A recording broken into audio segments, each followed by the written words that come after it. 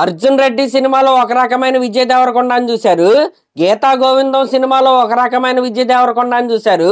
అయితే ఆ రెండు సినిమాల తర్వాత ఆయన యాక్టింగ్ కావచ్చు, లేకపోతే ఆయన క్యాలిబర్ కి తగ్గ సినిమా అయితే ఆయన అయితే చేయలేదని కంప్లైంట్ అయితే ఉంది.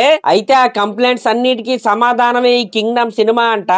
విజయ్ దేవరకొండ అనే యాక్టర్ ని 100కి 1000% అయితే ఈ సినిమాలో అయితే వాడారంట. ఇది చెప్పింది ఎవరో కాదనమాట, ఈ సినిమా ప్రొడ్యూసర్ అయిన నాగవంశీ గారు. ఈ కింగ్డమ్ సినిమా టోటల్ బడ్జెట్ ఎంతంటే దగ్గరగా 130 కోట్లంట.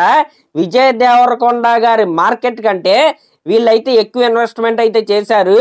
దానికి కారణం ఏంటంటే ఈ సినిమా డైరెక్టర్ అయిన గౌతమ్ తెన్ననూరి గారు అనమాట. ఆయన చేస్తున్న స్టోరీ ఏదైతే ఉందో, ఆయన స్టోరీలో ఉండే ఎమోషన్స్ ఏవైతే ఉన్నాయో వాటినైతే నమ్మి ప్రొడ్యూసర్ గారు అయితే ఇంత అయితే ఖర్చు పెట్టారంట. ఇంకా ఈ కింగ్డమ్ సినిమా ఓన్లీ 1 పార్ట్ కాదనమాట, ఈ సినిమాకి సెకండ్ పార్ట్ కూడా ఉంది. అయితే ఈ సినిమా ఫస్ట్ పార్ట్ అయ్యేసరికి మనకు ఒక కంప్లీట్ సినిమా చూసామనే ఫీలింగ్ తోనే మనమైతే ఇంటికైతే వెళ్తామంట.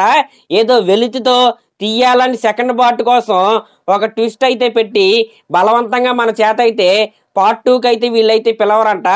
పార్ట్ 1లో ఇవ్వాల్సిన కంక్లూజన్ అయితే ఇచ్చేసి పార్ట్ 2 కోసం అయితే కొన్ని స్పెక్యులేషన్స్ అయితే వీళ్ళైతే వదలబోతున్నారు. ఇంకా ఈ కింగ్డమ్ సినిమా స్టోరీ ఏదైతే ఉందో అది మల్టీ లేయర్డ్ స్టోరీ అంట.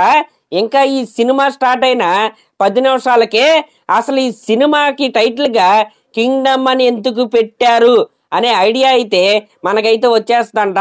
ఈ సినిమాలో ఉండే శ్రీలంక ఎపిసోడ్స్ మొత్తం కూడా ఈ సినిమా చూస్తున్నప్పుడు మనకి క్యూరియాసిటీ పెంచడానికి అయితే వాళ్ళైతే డిజైన్ చేశారంట.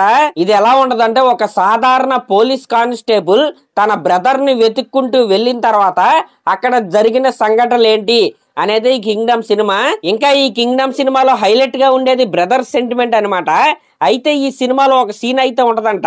విజయ్ దేవరకొండ గారు అలాగే సత్యదేవ్ గారు ఫస్ట్ టైం కలుసుకునే సీన్ ఏదైతే ఉంటుందో ఆ సీన్ చూసిన తర్వాత, ఆ సీన్ లో చూసిన ఎమోషన్ చూసిన తర్వాత జెర్సీ సినిమాలో ట్రైన్ సీన్ ఉంటది కదా, ఆ రేంజ్ లో అయితే ప్రొడ్యూసర్ నాగవంశీ గారికి అయితే అనిపించిందంట. ఇంకా ఈ కింగ్డమ్ సినిమాలో టోటల్ గా 4 సాంగ్స్ అయితే ఉన్నాయంట. ఆల్రెడీ 2 సాంగ్స్ అయితే వీళ్ళైతే రిలీజ్ చేశారు. ఇంకా ఆ 3rd సాంగ్ ఏదైతే ఉందో అది ప్రీ రిలీజ్ ఈవెంట్ లో వీళ్ళైతే రిలీజ్ చేసే ప్లానింగ్ లో అయితే ఉన్నారంట. అయితే ఈ సినిమా ప్రీ క్లైమాక్స్ లో ఒక ట్రాన్స్ఫర్మేషన్ సీన్ అయితే ఉంటదంట. అక్కడ అనిరుద్ధ్ కంపోజ్ చేసిన హుకుం టైప్ లో ఒక పాట అయితే వస్తుందంట.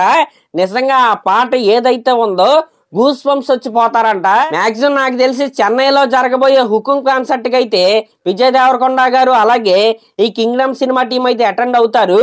ఆ ఈవెంట్ లో ఈ సాంగ్ ని లాంచ్ చేసే అవకాశాలు అయితే బాగా కనపడుతున్నాయి. ఈ విధంగా ఈ కింగ్డమ్ సినిమా పైన ప్రొడ్యూసర్ నాగవంశీ గారు అయితే విజయ్ దేవరకొండ గారి ఫ్యాన్స్ కి ఫుల్ గా హైప్ ఎక్కిచ్చేశారనే చెప్పాలి. ఇవన్నీ విన్న తర్వాత అన్ని అనుకున్న విధంగా జరిగితే విజయ్ దేవరకొండ గారి కెరియర్ లో ఒక అర్జున్ రెడ్డి, ఒక గీతా గోవిందం, ఇప్పుడు కింగ్డమ్ లాంటి మాస్ కంబ్యాక్ అయితే వస్తుందని నేనైతే అనుకుంటున్నా.